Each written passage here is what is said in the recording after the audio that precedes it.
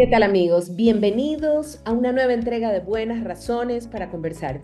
Soy Mónica Maruri y hoy nuestro invitado es Horacio Chavarría, experto en comunicación estratégica y director ejecutivo del ITSU. Con Horacio vamos a hablar de las crisis reputacionales. ¿A qué nos referimos? A esas graves crisis que de repente puede tener una organización pública o privada cuando ocurre un problema muy grave. Nos habla de que hay que diferenciar un problema de una crisis. ¿Cuál es una crisis? La que compromete la operación de la organización. Y hablamos mucho de las organizaciones privadas, pero también de las organizaciones públicas o del sector del gobierno, de los gobiernos locales o de los gobiernos nacionales, no solo en Ecuador, en la región y en el mundo. Entonces, obviamente, la primera recomendación que nos ha dado Horacio es que para las crisis hay que prepararse, hay que tener un verdadero plan que tenga los diferentes escenarios de los diferentes tipos de crisis que puede enfrentar la organización. Pero él nos explica que la mejor planificación ante una crisis es construir un capital reputacional. ¿Qué quiere decir? Tener prestigio, hacer bien las cosas, comunicarse con todos los stakeholders de la organización, con las organizaciones paralelas que trabajan con la organización, con todos los colaboradores de la organización, con los abogados, con los clientes, con los colegas, con la comunidad donde está asentada la organización. Dice que no se trata de dar un cheque y hacer beneficencia, se trata de verdadera responsabilidad social corporativa y que no es solo publicidad, sino una buena comunicación interna con una estrategia clara. ¿Qué quiere decir eso? Que cuando surge la crisis, la organización está preparada. Segundo consejo extraordinario, decir siempre la verdad. La verdad es la respuesta y rápida, planificada, es decir, no demorarse, no decir verdades a medias. Pone un ejemplo muy interesante de los Estados Unidos y cuando se dice esa verdad hay que demostrar sensibilidad frente a los afectados por la crisis, porque se corre el riesgo de que se construya una opinión negativa. ¿Y por qué hacerlo rápido? En tiempos de redes sociales, la mala comunicación vuela y por eso es mejor salir inmediatamente con sensibilidad y con la verdad. Escuchemos esta interesante entrevista. Horacio, qué gusto tenerte nuevamente en Buenas Razones para Conversar. Me enganchaste con una columna que publicaste la semana pasada, me parece, y a lo mejor estoy equivocada y fue hace 2 semanas, sobre la crisis reputacional. Me puse a pensar en la cantidad de crisis que se dan hoy en día y a la que están expuestas las organizaciones públicas o privadas, sobre todo en tiempos de redes sociales que lo ven todo, es decir, que todo se ve, todo te enteras, alguien grabó y definitivamente está mucho más en riesgo las organizaciones. Cuéntame un poco. Bueno, antes que nada, gracias por la invitación y un gusto conversar contigo nuevamente aquí en tu podcast. Yo creo que tú tocas un punto que es clave, porque en el mundo nuestro de las comunicaciones estratégicas se habla de que existen solo dos tipos de empresas: las que ya tuvieron una crisis y las que la van a tener. Es algo de lo que nadie se salva por la cantidad de posibilidades desde donde puede aparecer una situación crítica, desde temas de personal, de seguridad, de mal funcionamiento de un producto, de relación con las autoridades o con los entes reguladores, con la competencia, situaciones fuera de control. Entonces, lo importante es que sabiendo que esto puede ocurrir, la clave está para enfrentar si es que se tiene un plan de manejo de crisis. El problema más grave en una crisis es no tener un plan para enfrentarla. Como tú bien acotas, hoy, gracias o no gracias a las redes sociales, la posibilidad de tener una crisis es mucho más grande, ¿verdad? Cosas que antes no se conocían o no se revelaban o quedaban en el conocimiento de un público reducido, hoy pueden ser masivas. Y súmale a eso que la posibilidad de difundir rumores y noticias falsas exacerban ahí sí la posibilidad de que una empresa privada o una institución pública padezca una crisis reputacional.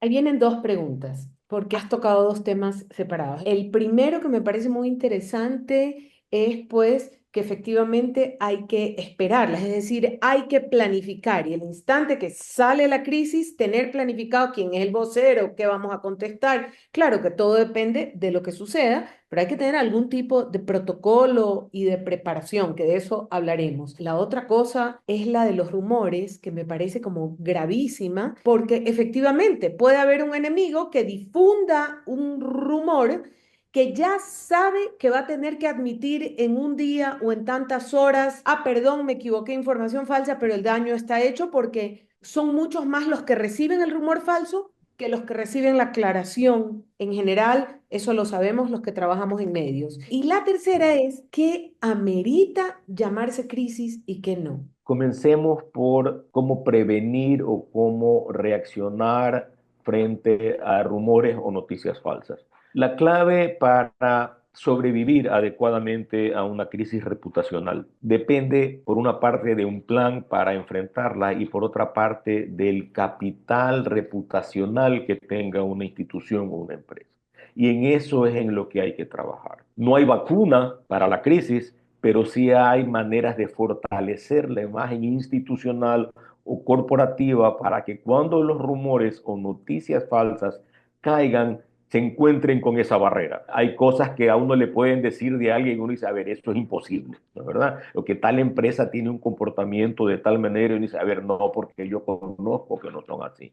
¿Y cómo lo conozco? Si es que aquellas empresas o instituciones o personas tienen una política clara de comunicación sobre cuál es su rol en la sociedad, qué es lo que generan para su comunidad, qué es lo que hacen a favor de sus diversos stakeholders. Entonces, creo que por una parte, la primera parte de la receta es trabajar en el fortalecimiento de la imagen para poder sobrevivir adecuadamente, comunicando lo que se hace, comunicando adecuadamente lo que se hace. Hoy creo que hay un cambio enorme en la manera de cómo se comportan las empresas y tú y yo lo conocemos muy bien que en el pasado pues se hablaba muchísimo de la importancia en que las empresas se relacionen con las comunidades a través de la filantropía, por ejemplo. Hoy sabemos que ese no es el camino adecuado, ¿verdad? La filantropía no es que está mal, pero no es suficiente. Si una empresa quiere relacionarse adecuadamente con su comunidad, lo que debe tener es un programa de responsabilidad social corporativa, algo sustentable, medible. No solamente se trata de la foto de un cheque. Y cuando estamos hablando de responsabilidad social corporativa, estamos hablando de todos los stakeholders, ¿verdad? No solamente estamos hablando hacia afuera. Las empresas deben comunicarse hacia adentro. Los principales voceros de la reputación de la empresa deben ser sus empleados y funcionarios, deben ser sus proveedores, deben ser quienes atienden a sus necesidades en el área financiera o legal, sus sindicatos si es que existen, los reguladores que los controlan. Entonces, en la manera en que la empresa tiene un plan de comunicación de todo lo que hace y lo informa adecuadamente a estos grupos, va a ir construyendo una reputación. O sea, no se trata de publicidad solamente, sí, publicidad corporativa es una de las herramientas, pero hay muchas cosas que una empresa puede contar sin necesariamente hacer publicidad corporativa. Quiero hacer un paréntesis. Además, si todos los stakeholders, es decir, mis clientes, mis colegas más cercanos, los que me dan servicios, todos los colaboradores de esta institución, sea pública o privada, se sienten atendidos, escuchados, cercanos, de alguna manera se vuelven voceros positivos en el voz a voz respecto a la organización, al equipo, no solo es el difundir una buena imagen, sino el que también frente a la crisis ellos hablarán, no, eso no es posible, hablarán bien de la organización, que tener enemigos internos es terrible. Y los hay. Así Hay es. organizaciones que tienen enemigos adentro. Cuando no se alinea todo el personal a través de una comunicación interna adecuada, ¿verdad? Corres ese riesgo. Creo que todos conocemos empresas donde se ejecuta mejor que en otras, eso es diferente. Algunas simplemente están para poner frases bonitas en la pared de la cafetería o en la camiseta del personal, pero no viven necesariamente una política abierta de comunicación donde existan objetivos comunes para beneficios comunes dentro de una empresa. El público interno es clave y a veces es el menos considerado en las campañas de comunicación. Eso pensaba, eso pensaba. Alguna vez he estado en alguna organización en la que adoraban a los directivos porque iban al comedor de todos los empleados y comían todos los días con ellos y cambiaban de mesa en mesa y Ujú, había una buena relación coherente, construida, no solo conversar en el almuerzo, sino coherente con los contratos de los trabajadores, con la manera en que se los remuneraba de diferentes maneras, porque la remuneración no es una sola, ¿no? No solo es ujú. económica. Una comunicación bien realizada depende de tener una estrategia clara. Así como hay una estrategia para comunicarse hacia afuera, debe haber una estrategia y unos métodos para comunicarse hacia adentro. El Ujú. caso que tú me refieres me parece espectacular. Muy pocos lo hacen. Yo veo muy pocos directivos con empresas grandes que se dan el tiempo de tener ese nivel de cercanía. A algunos se les da más fácil por su personalidad, para otros es más complejo, pero siempre va a haber canales sobre cómo puedes mantener una comunicación adecuada con el grupo interno. Hablábamos de lo que no es crisis y no se debe atender como crisis y lo que sí definitivamente se convierte en una crisis. ¿Cómo diferenciar y cómo guardar la Concep- calma frente a un problema? Conceptualmente, una crisis es una situación que compromete la operación y la propia supervivencia de una empresa. O sea, estamos hablando de cosas de magnitud. ¿Un rumor es una crisis? No. Un rumor mal atendido puede llegar a convertirse en una crisis. Entonces, no podemos descartar o desechar nada de lo que esté ocurriendo en el radar que capte la atención de una empresa, ¿no? Ujú. Si hay quejas de los clientes, si hay quejas de los proveedores y no las atiendes, pues lo más probable es que hayan cosas de fondo que no están siendo atendidas y puedan llegar a convertirse, ahí sí, en una situación que pueda comprometer la propia supervivencia de una empresa, de una institución, de una corporación. Yo creo que la línea que define qué es una crisis o no es eso: compromete o no compromete la supervivencia, interrumpe o no interrumpe el quehacer diario en una empresa o institución.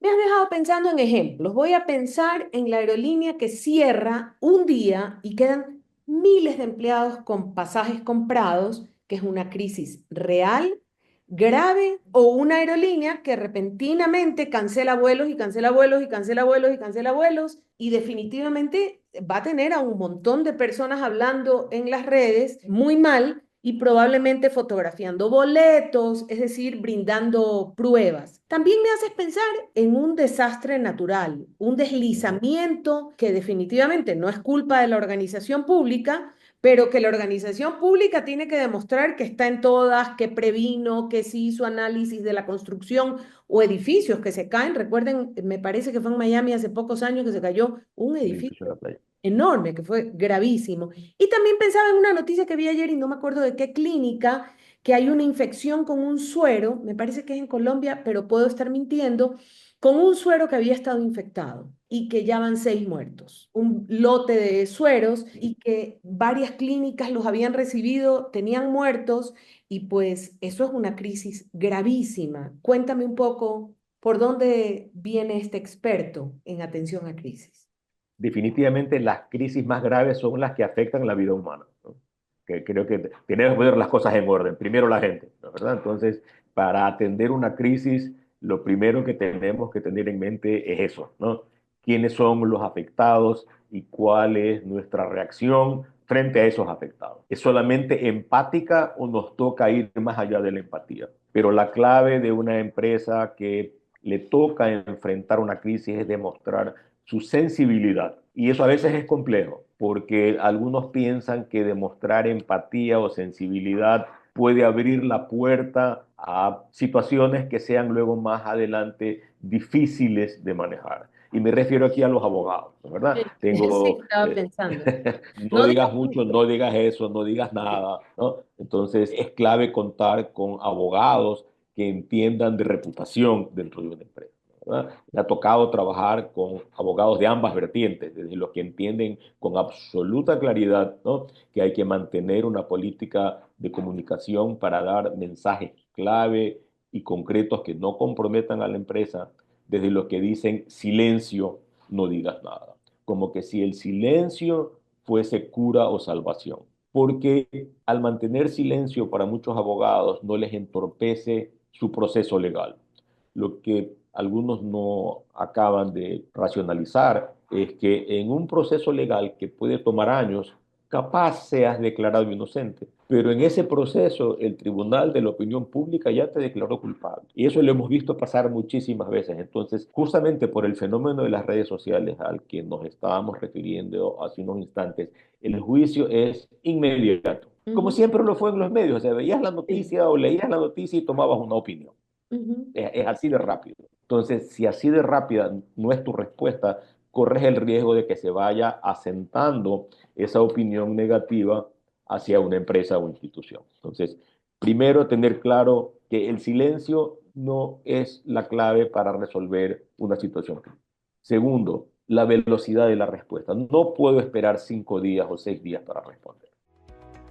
Hoy está con nosotros en Buenas Razones para Conversar Horacio Chavarría, experto en comunicación estratégica y director ejecutivo del ITSO. Qué interesante que es esta entrevista, porque Horacio nos dice paso a paso, con ejemplos, cómo él ha podido colaborar con empresas multinacionales que desde un año antes al cierre de una planta se preparan sobre cómo responder si es que hubiese una crisis, con sensibilidad frente a la comunidad que los rodea, con sensibilidad frente a los propios colaboradores de la organización y con una verdadera planificación, asesoría jurídica.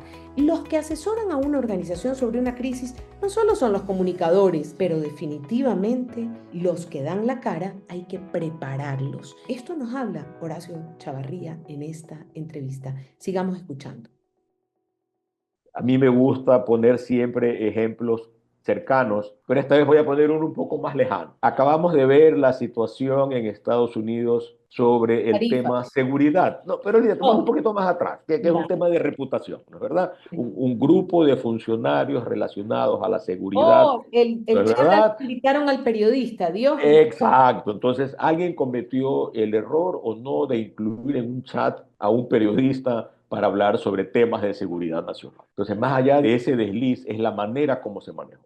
Si tú analizas la secuencia, va desde la negación Sí. hasta la aceptación. O sea, afortunada o desafortunadamente, el presidente Trump todos los días inunda la agenda informativa, ¿no? Y no avanza la prensa o sus adversarios a responder sobre un tema que ya tienen tres más encima. Entonces, creo que el tema ya pasó de largo, pero ahí creo que tenemos un ejemplo fundamental de el error que es comenzar negando para luego aceptar parcialmente, para luego aceptar totalmente y tomar decisiones finales. Ya fueron despedidas algunas personas del Departamento de Seguridad. Claro, por presión interna, ¿no? O sea, miembros del propio gobierno. Los miembros del chat aún no han sido tocados. Se habla de que algunos han caído en desgracia y ya veremos qué pasa. Pero ahí tienes el caso de una crisis mal manejada. Tienes casos de crisis mal manejada en Boeing, por ejemplo. Miramos, los 2 últimos años de Boeing no ha podido salir de este No. ciclo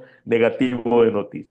Hay maneras de hacerlo y no, hay maneras de hacerlo muy bien. Hace 2 años casi nos contrató una empresa multinacional que iba a cerrar una planta en el país y preveían que eso podía generarle una crisis reputacional en Ecuador y en otros mercados. Y fue quizás una de las experiencias más agradables y enriquecedoras que he tenido en mi vida profesional, porque trabajamos año y medio preparándonos para una crisis que afortunadamente no ocurrió. Y era un equipo multidisciplinario de abogados, banqueros de inversión, expertos en relaciones públicas, expertos en recursos humanos. Es decir, una empresa que se tomó en serio su Sí. misión de proteger su reputación y por otra parte lo enriquecedor en este caso era ver la preocupación sobre cómo se iba a comunicar el cierre de esa planta. 100 días antes del día D ocurrió esto, 99 días antes esto, 80 días antes esto, así hasta llegar a la mañana del día D, a las 6 de la mañana, a las 7 de la mañana, a las 8 de la mañana. Teníamos una pantalla para ir haciendo seguimiento de todas las actividades y de cada uno de los responsables, sabiendo que en cualquier momento podía estallar la noticia negativa y teníamos todos los statements posibles para todos los escenarios posibles, porque esa es la clave de un plan de manejo de crisis del que hablábamos al inicio, esa importancia de mapear cuáles son los riesgos frente a quiénes y cuáles son los mensajes posibles inicialmente de contención y luego ya de explicación. Lo primero que se me viene a la mente cuando te escucho hablar es que yo he visto pocas organizaciones con comunicadores internos, expertos, preparados para Parados. enfrentar un tema así. Casi siempre creen, y yo sigo viendo organizaciones que creen que el comunicador es un relacionista público que manda boletines de prensa y que consigue espacios en los medios. Yo no puedo creer a estas alturas, pero sigue pasando. Inclusive, mira que tú has nombrado a un gobierno, probablemente el más poderoso del mundo, ni Ujú. se le había ocurrido que tenían que prepararse Para esa crisis, ¿no? para esa crisis y que, no, pues contesta lo que sea, no importa. Y por eso es que igual iban a terminar admitiendo el error. ¿Para qué pasaron por toda la pérdida de credibilidad? Porque en realidad pierdes credibilidad cuando le dices a todo el mundo, no, no fui yo, bueno, pude ser Ujú. yo, bueno, sí, fui yo. Te tomas varios días admitiendo finalmente lo inevitable, inclusive descalificando al que tú invitaste al chat, que en realidad no tenía para qué descalificarlo porque lo invitaste, o sea, no hubo brujería, digamos, para aquello. Entonces, te pregunto qué recomendaciones para las organizaciones que tal vez no tienen esto en su mapa y que por algún motivo pueden pensar que pueden de alguna manera afrontar una crisis con buenos mensajes, con un buen comunicador que hace buenos videos o que logra, no sé si me estoy explicando. Las empresas grandes usualmente tienen un experto en comunicaciones dentro del Estado. Empresas más pequeñas trabajan con asesores independientes externos y en ambos casos ocurre lo que tú dices. Muchas veces se piensa que el departamento de comunicaciones corporativas de una empresa está exclusivamente para crear relaciones con la prensa, ganar espacios o en el otro caso contratar una empresa para que cumpla con esa función. Ujú. Pero la clave, creo yo, para poder enfrentar una crisis es tener o el experto interno o el asesor externo que haga ver la necesidad de tener un plan de manejo de crisis. Me ha tocado trabajar con empresas de todo tamaño Me y imagino. en todas ellas he visto que todas tienen un protocolo sobre qué pasa si hay un incendio en la planta, qué pasa si hay un asalto o un robo, qué pasa si hay un accidentado, sobre cómo enfrentar la situación crítica. Pero ninguna de ellas, y voy a ser absolutamente honesto, nunca Ajá. he estado trabajando para una empresa que mira, aquí tenemos el plan, apliquémoslo. Yo todavía no entiendo, ¿no? Porque cada que hablo con alguien dicen, es que claro, es lo lógico, pero no lo tienen. Porque hay que hacer el plan, porque hay que capacitar a las personas, porque hay que dedicar el tiempo, porque hay que hacer investigación para entender cuáles son las fortalezas, las debilidades, las oportunidades, las amenazas, quiénes son tus aliados, quiénes pueden ser tus voceros externos que pueden darle credibilidad a tus mensajes, cómo has creado tu relación con los stakeholders para poder comunicarte con ellos en un momento de crisis. Entonces, yo siempre insisto en la importancia de tener el plan de manejo de crisis. Suena como obvio, como evidente, pero desafortunadamente no lo es. Y hay casos, hay evidencias alrededor del mundo Ujú. sobre les fue bien a quienes tuvieron un plan para aplicar. Yo siempre cuento la anécdota y capaz es que hay muchos jóvenes no van a saber de qué estamos Ujú. hablando, y fue la crisis de Tylenol, si tú recuerdas, en los Sí, años 80, que es sí, un caso clásico de análisis de así, manejo de crisis, cuando hubo el envenenamiento, la contaminación por parte de... Nunca se descubrió ni siquiera quién no, fuera. al Y autor. estamos hablando de un momento en el que no había pues ni redes sociales, ni la cobertura de los medios era como ahora, y no había tanto cable y qué sé yo. Y esta crisis ocurrió un viernes. Y en ese momento el CEO estaba fuera de la planta, estaba, creo que estaba esquiando en la nieve porque era época de, qué sé yo, su fin de semana, ¿no? Sí. Pero tenían un plan de manejo de crisis y un comité de crisis, y quien había quedado encargado del comité de crisis ese fin de semana le tocó tomar la decisión, porque la tenían mapeada. ¿Qué hacer en caso de producto contaminado? ¿Qué había que hacer en caso de producto contaminado? Retirar producto del mercado. ¿Cuánto le costó a Johnson y Johnson? Le costó millones de dólares, pero En, pudo recuperarse. en La ese, anécdota del caso es sí. que dicen que el que tomó la decisión fue reprendido. Pero Oh, esto ya es anecdótico fuera de los libros, ¿no? bueno, Alguien criticó por el costo que asumió, porque claro, su doctor. posición no estaba en el rango de poder decidir sobre cuánto costaba. Así. Pero a él le tocó aplicar el plan, sacar la carpeta, decir qué dice aquí en la página 3 en caso de esto. y se aplica y se aplicó. Es un héroe anónimo, ¿no? Pero salvó una empresa. Obviamente el presidente, el CEO del momento fue quien dio la cara y logró sacar la compañía adelante, pero la decisión de aplicación de esa ruta estaba marcada en un manual. Tengo dos inquietudes. La primera es que muchas veces, como en lo que citaste del chat de seguridad, pero en general pasa mucho en el sector público que por esta irregularidad de ahorita yo dirijo, ahorita no hay planes de largo plazo y a veces hay un comunicador de turno. Pasa mucho. Y eso hace que obviamente sea mucho más complejo enfrentar crisis, pero irónicamente, mucho más frecuentes las crisis, pues porque es muy complejo. La administración pública, como tú dices, los stakeholders son tan diversos y de todo tipo, unos que te quieren y otros que no te quieren. Y la situación, además, el parlante gigante para cada equivocación. ¿Cuál es tu recomendación? Tú has tocado ahí un tema clave y es la falta de institucionalización del Institucionalidad. país, ¿verdad?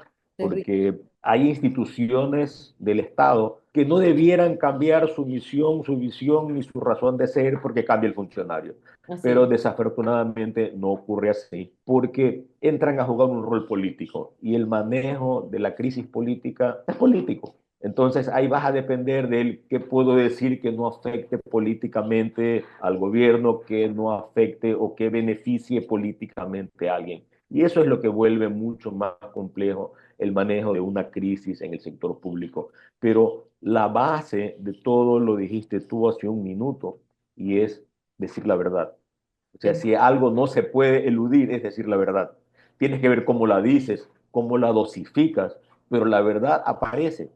Entonces, ¿por qué esconderla o por qué demorarla si va a aparecer y va a ser mucho más doloroso? Creo que todos hemos visto en el pasado cercano a más de un político ecuatoriano negar algo que luego terminó siendo cierto y cuál es el costo que ha tenido para cada uno de ellos. Totalmente de acuerdo. Es decir, estas máximas que inclusive tú publicaste en una columna que leí hace poco respecto a cómo enfrentarlo, la verdad está en todos. Es decir, tengo que ser sincero y además en tiempos de redes sociales y de cámaras ocultas, la verdad sale. Es decir, alguien filmó mientras que pasaba no sé qué. Creo que es lo que vemos a diario en las redes y es lo que hace muy duro cuando hay una mentira, es que alguien tiene la información secreta y termina publicándose la información secreta y es mejor enfrentar la crisis con veracidad. Yo voy a volver a lo de la información falsa porque creo que muchas de las crisis hoy en día se deben a mentiras difundidas en redes sociales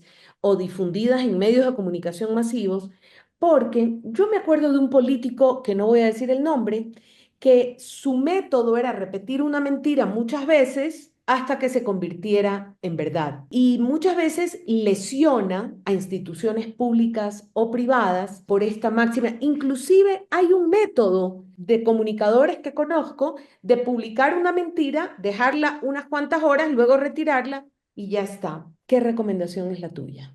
Es triste reconocer que Goebbels formó una escuela, ¿verdad? Y hay gente que la sigue y es triste, ¿no? Ujú. Hay gente que se ha capacitado para hacer eso. Hoy es común, hoy es mucho más fácil. Hoy montar una granja de troles ni siquiera requiere de mucha gente, ¿la verdad? Hoy requiere de una persona con muchas cuentas, con varios servidores, un mismo teclado iniciar la difusión de una noticia y el debate sobre un tema que no existe. Tú sabes muy bien cómo funciona. Yo Sí. lo subo, yo mismo me lo respondo, yo se lo reenvío a otro y así genero una crisis. Doloroso, pero real. Afortunada o desafortunadamente ocurre más en el mundo político, ¿no? Sí, Que en el mundo empresarial, afortunadamente, pero eso no significa que no estén que no haya exentos de ocurrido. que pueda ocurrir. Nada.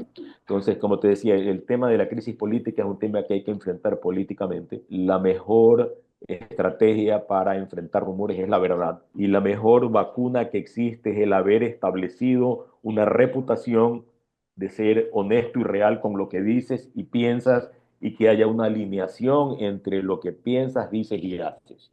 de manera que cuando salte el rumor sea difícil de creer. Es un trabajo duro, complejo, diario, de todos los días, ¿no? Pero esa es la única ruta, desafortunadamente. No existe otra. Y capaz siempre fue la misma. Lo que pasa es que hay otras maneras ahora sobre cómo difundir mentiras y rumores.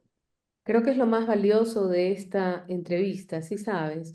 Porque en estos tiempos de verdades a medias, probablemente buscamos líderes empresariales, líderes comunitarios, líderes políticos de la política pública coherentes, es decir, que construyan una reputación basada en hechos, basado en sus actitudes. Y efectivamente, hay empresarios que no han construido como líderes empresariales esa reputación. No quisiera de ninguna manera nombrar a nadie, pero hay empresarios que tienen mala reputación como persona y hay líderes políticos que efectivamente tienen mala reputación como persona. Y eso es tan difícil de destruir una vez que ya se ha construido en el imaginario de la población. Y probablemente es la mejor manera de hacer negocios para una empresa, construir una buena reputación y que muchos crean en ti. Me parece que probablemente es lo más recomendable. Lo que tú dices es totalmente cierto en el mundo empresarial. Tener una buena reputación es un buen negocio. Un buen... Yo quiero hacer negocios con quien tiene buena reputación. Yo quiero servir a quien tiene una buena reputación. Yo quiero comprarle a aquel que tiene una buena reputación, no al que está en la acera opuesta. Entonces, ese negocio de la reputación es el que tiene que ser mejor entendido por muchas empresas que dicen, no, yo prefiero el perfil bajo. No, es que el perfil bajo es imposible en esta época. En esta época el perfil bajo te juega en contra. Unos dicen prefiero el perfil bajo, pero otros dicen prefiero la competencia por la ganancia rápida, así no sea ética. Y eso también te jugará en contra eventualmente. Todo lo que hagas fuera de la ética y de las normas va a terminar afectando la reputación de la empresa y del individuo. Eso lo hemos visto pasar Uh, a lo largo de los tiempos y sigue ocurriendo y todos deseamos que fuese diferente y ojalá algún día lo sea, pero la clave está en empujar a que ese tipo de comportamiento en lo personal y en lo corporativo sea lo que guíe el rumbo de las personas y las empresas. qué Y buen creo tema. que ahí es donde se arma la diferencia entre las empresas, cuáles son con las que provoca desde trabajar y hacer negocios hasta Ujú. las que, en las que no provoca ir a trabajar o hacer Sí. negocios. Y las empresas que tus propios empleados te defenderán, tus Ujú. colaboradores, tus diferentes stakeholders, aquellos a los que contratas exteriormente y que ponen el cuerpo por la organización y que dicen, no, yo he trabajado con esa persona, he trabajado con esa empresa y estoy aquí para poner el hombro. Eso es extraordinario y también lo hemos visto afortunadamente. Afortunadamente así es. Horacio Chavarría, gracias por esta entrevista que ha sido súper útil, concisa y que además va a servir a muchos que la escuchen. Te agradezco de verdad por darme una nueva oportunidad para conversar contigo. No, gracias a ti una vez más por la invitación. Siempre es un gusto conversar con alguien tan agudo como lo eres tú e interesada por promover temas como este. Un abrazo. Hoy estuvo con nosotros en Buenas Razones para conversar Horacio Chavarría, experto en comunicación estratégica, director ejecutivo del ITSO. Me quedé con un aprendizaje muy importante. Todas las personas en situaciones o en posiciones de poder, sea este público o privado, empresarial, tienen que tener coherencia en sus actos, tiene que actuar con la verdad, tiene que construir prestigio y una imagen clara y veraz. Solo así, en las organizaciones que dirige, tendrá la manera de responder a una crisis que a veces inclusive puede ser generada por un enemigo con mentiras en las redes sociales, que hoy en día en las redes sociales es muy fácil difuminar una mentira con mucha velocidad. Pero solo un líder de una organización privada o pública con un prestigio, actuando con la verdad y la coherencia, podrá enfrentarlo. Esto ha sido todo por hoy en Buenas Razones para Conversar. Los espero en una siguiente entrega y no se olviden de buscarnos en nuestra página web www.ipank.org y en nuestras redes sociales @capipank. Hasta pronto.